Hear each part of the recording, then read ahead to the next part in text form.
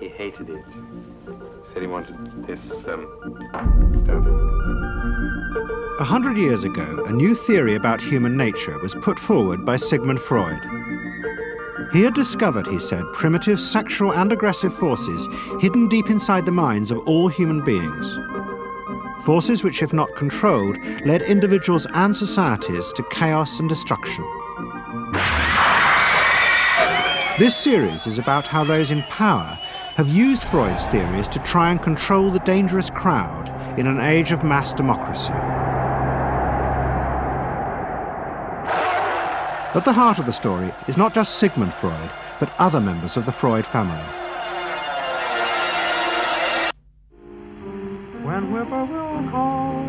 This episode is about Freud's American nephew, Edward Bernays. Bernays is almost completely unknown today, but his influence on the 20th century was nearly as great as his uncle's. Because Bernays was the first person to take Freud's ideas about human beings and use them to manipulate the masses.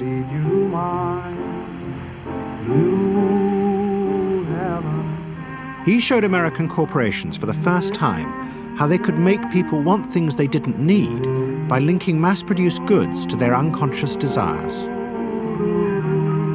Out of this would come a new political idea of how to control the masses.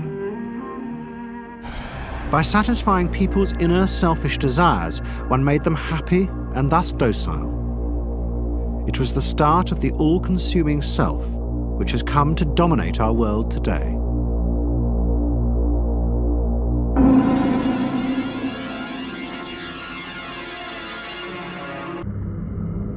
Freud had devised a method he called psychoanalysis.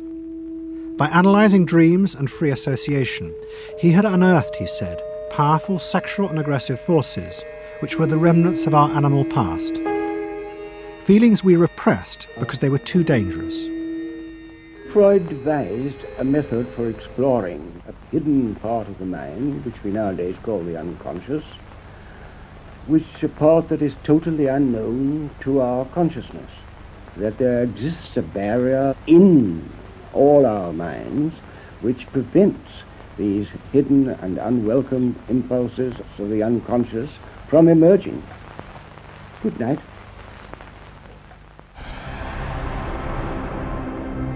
In 1914, the Austro-Hungarian Empire led Europe into war. As the horror mounted, Freud saw it as terrible evidence of the truth of his findings. The saddest thing, he wrote, is that this is exactly the way we should have expected people to behave, from our knowledge of psychoanalysis. Governments had unleashed the primitive forces in human beings, and no one seemed to know how to stop them.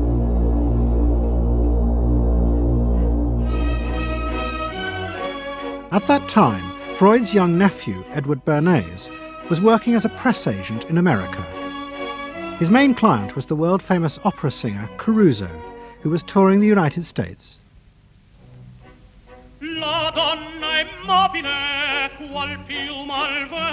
Bernays' parents had emigrated to America 20 years before, but he kept in touch with his uncle and joined him for holidays in the Alps. But Bernays was now about to return to Europe for a very different reason. On the night that Caruso opened in Toledo, Ohio, America announced it was entering the war against Germany and Austria. As a part of the war effort, the US government set up a Committee on Public Information, and Bernays was employed to promote America's war aims in the press. The President, Woodrow Wilson, had announced that the United States would fight not to restore the old empires, but to bring democracy to all of Europe. And Bernays proved extremely skillful in promoting this idea, both at home and abroad. And at the end of the war, he was asked to accompany the President to the Paris Peace Conference. Then, to my surprise, they asked me to go over with Woodrow Wilson to the peace conference. And at the age of 26, I was in Paris for the entire time of the peace conference that was held in the suburb of Paris, and we worked to make the world safe for democracy. That was a big slogan. Wilson's reception in Paris astounded Bernays and the other American propagandists. Their propaganda had portrayed Wilson as a liberator of the people, a man who would create a new world in which the individual would be free. They had made him a hero of the masses. And as he watched the crowd surge around Wilson, Bernays began to wonder whether it would be possible to do the same type of mass persuasion, but in peacetime. When I came back to the United States, I decided that if you could use propaganda for war, you could certainly use it for peace. And propaganda got to be a bad word because of the Germans using it. So what I did was to try to find some other words. So we found the word Council on Public Relations. Bernays returned to New York and set up as a public relations counsel in a small office off Broadway. It was the first time the term had ever been used. Since the end of the 19th century, America had become a mass industrial society, with millions clustered together in the cities. Bernays was determined to find a way to manage and alter the way these new crowds thought and felt.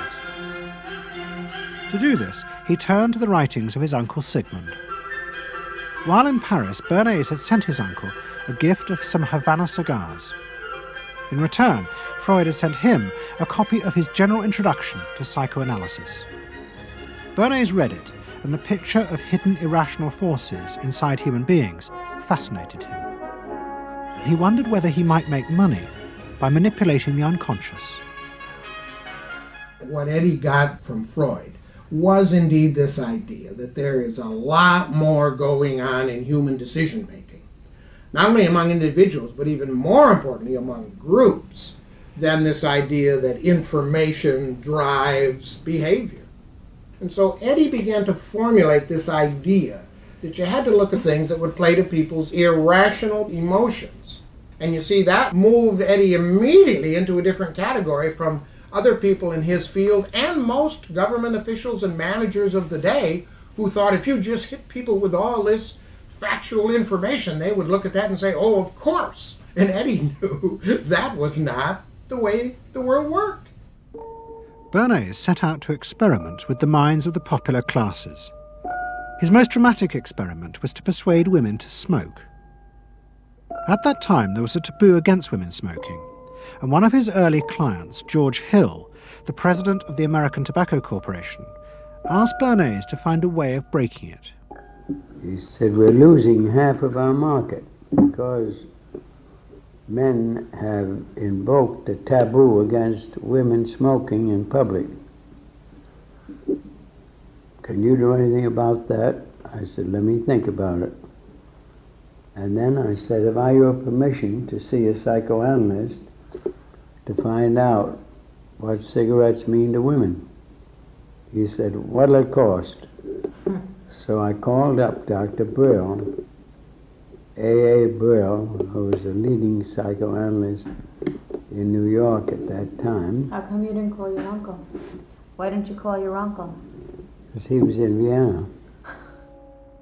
A.A. Brill was one of the first psychoanalysts in America.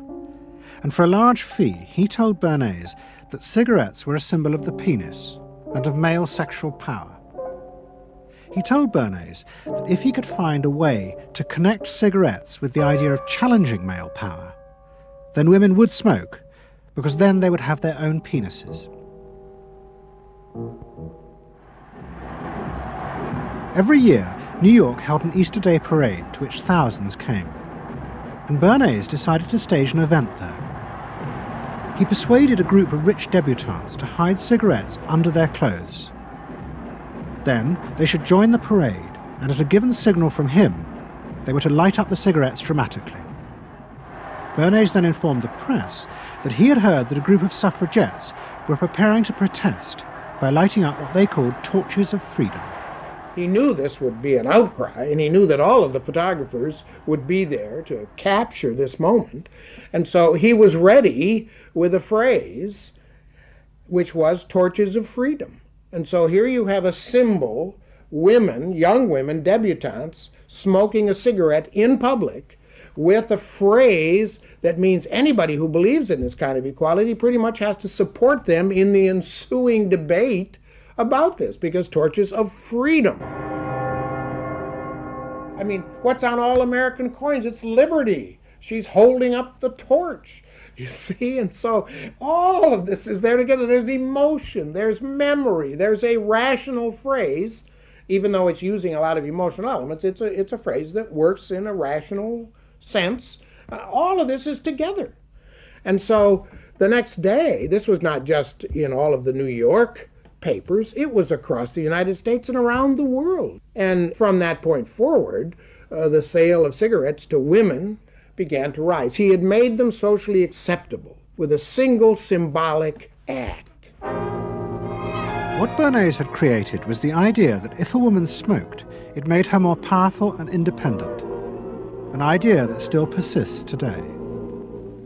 Embrace me, my sweet embrace. It made him realize that it was possible to persuade people to behave irrationally if you link products to their emotional desires and feelings. The idea that smoking actually made women freer was completely irrational, but it made them feel more independent. It meant that irrelevant objects could become powerful emotional symbols of how you wanted to be seen by others.